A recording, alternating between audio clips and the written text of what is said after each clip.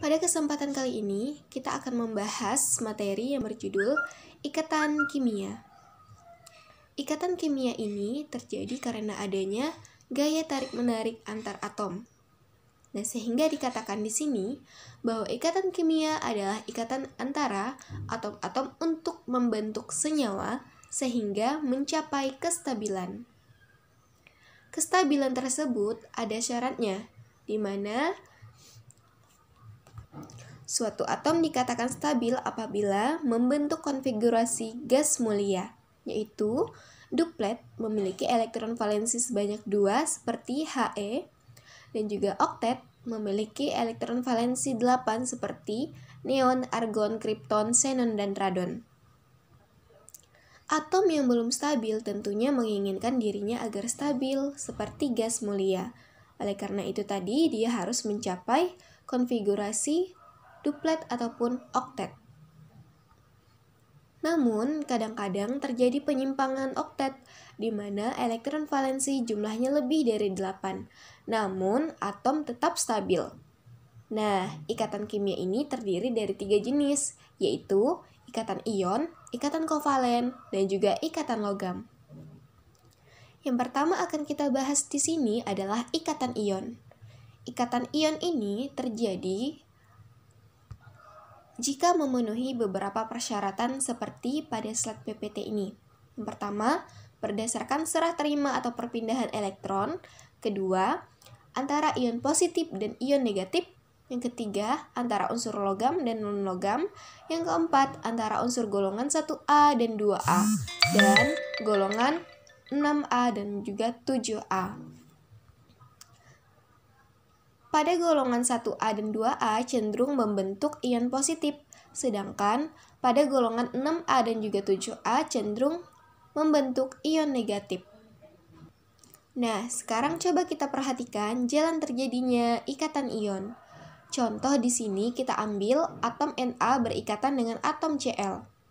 Konfigurasinya karena atom Na memiliki 11 nomor atom, jadi konfigurasinya 2, 8, dan 1, sehingga elektron valensinya dari Na sebanyak 1. Sedangkan Cl memiliki nomor atom 19, maka konfigurasinya 2, 8, 7, sehingga elektron valensi dari Cl sebanyak 7. Nah, natrium akan membentuk ion positif dan memberikan 1 elektron kepada Cl agar mencapai kestabilan. Adapun dari Cl akan membentuk ion negatif dan menerima elektron sebanyak 1 dari natrium agar mencapai kestabilan. Sehingga hasil akhirnya akan terbentuk senyawa NaCl yang artinya senyawa ini sudah stabil. Kita juga bisa perhatikan natrium ini termasuk unsur logam, sedangkan Cl termasuk unsur non-logam. Nah, sekarang coba kita perhatikan pada gambar di slide PPT. Di sini kita lihat ada pembentukan dari ikatan NaCl, di mana elektron di kulit terluar natrium itu ada 1.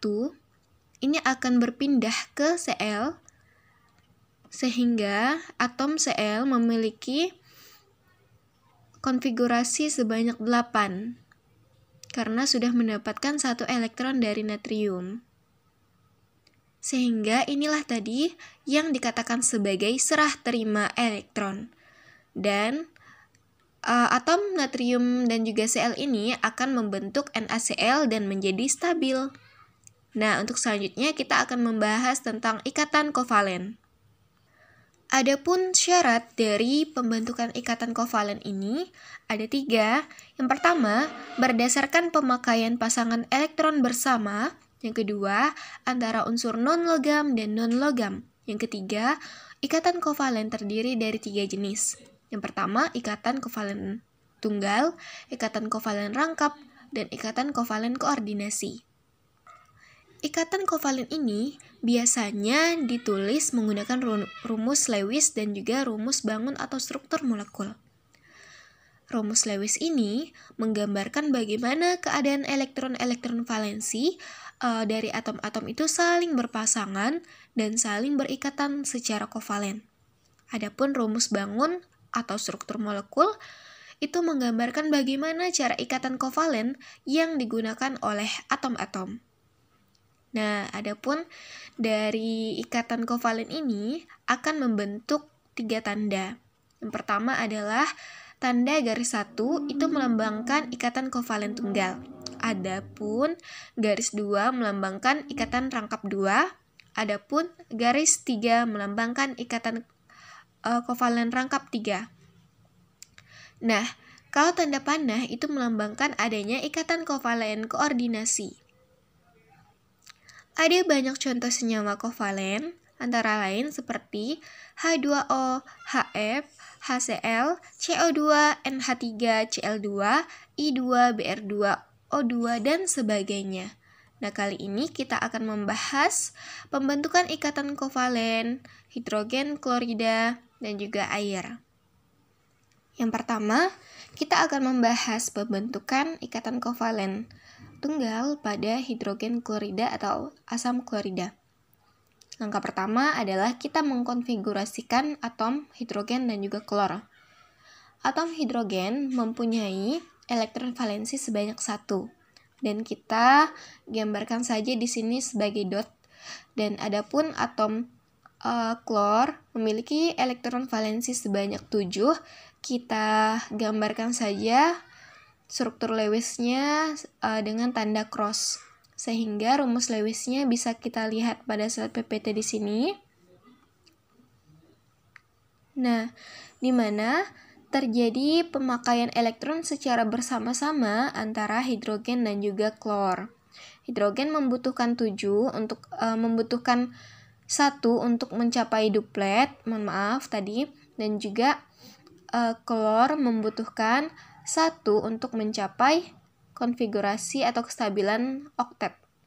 Nah, sehingga rumus bangunnya H garis 1 Cl. Nah, garis 1 ini tadi adalah menggambarkan adanya ikatan kovalen tunggal. Untuk selanjutnya, kita akan membahas ikatan kovalen tunggal pada air atau H2O. Kita konfigurasikan dulu. Hidrogen mempunyai elektron valensi 1, kita gambarkan dengan tanda dot, dan juga oksigen mempunyai elektron valensi sebanyak 6, kita gambarkan dengan tanda cross, sehingga kita lihat ada pemakaian elektron bersama antara hidrogen dan juga oksigen.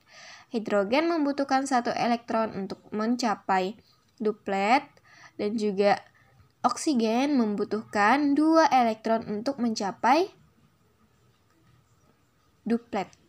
Nah, rumus bangunnya adalah H garis 1 ke O dan juga garis 1 ke hidrogen.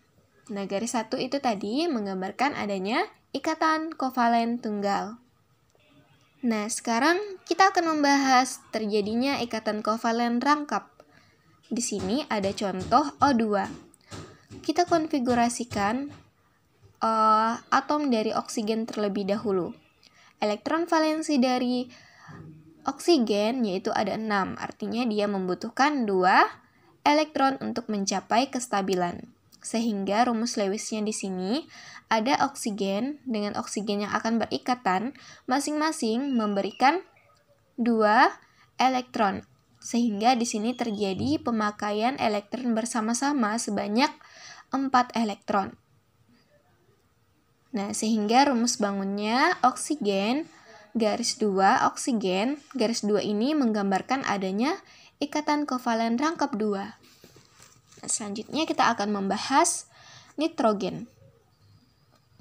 Konfigurasi nitrogen di sini adalah 2, 5, di mana 5 ini merupakan elektron valensi dari nitrogen.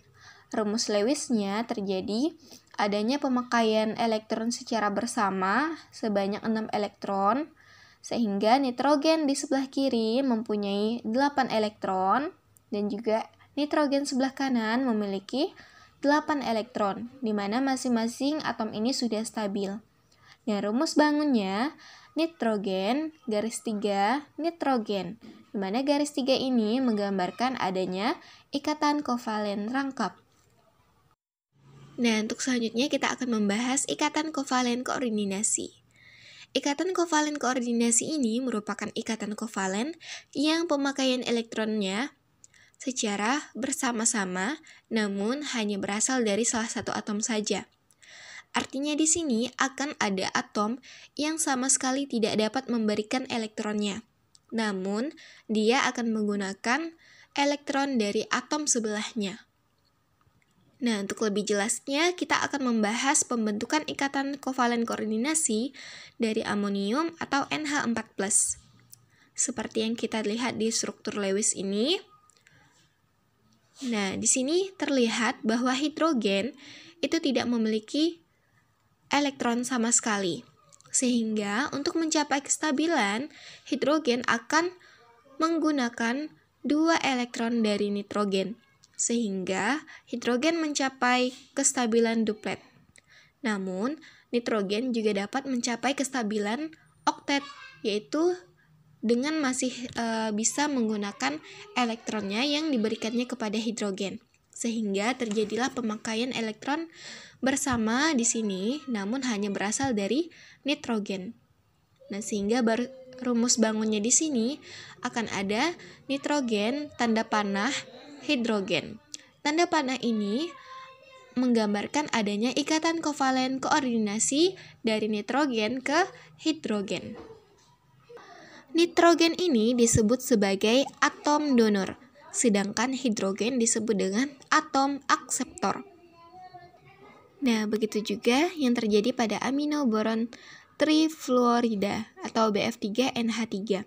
Di sini terjadi pemakaian elektron bersama-sama antara nitrogen dan juga atom B, di mana elektron hanya berasal dari nitrogen, bukan berasal dari atom B, di mana atom B ini menggunakan elektron sebanyak 2 dari nitrogen.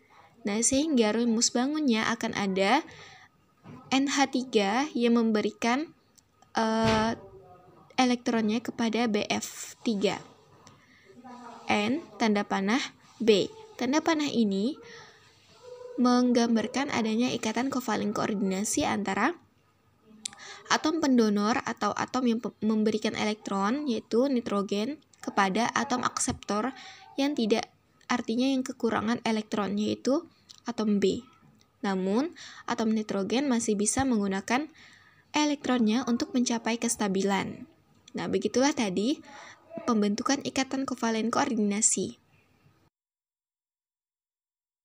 Untuk selanjutnya, kita akan membahas pembentukan ikatan logam.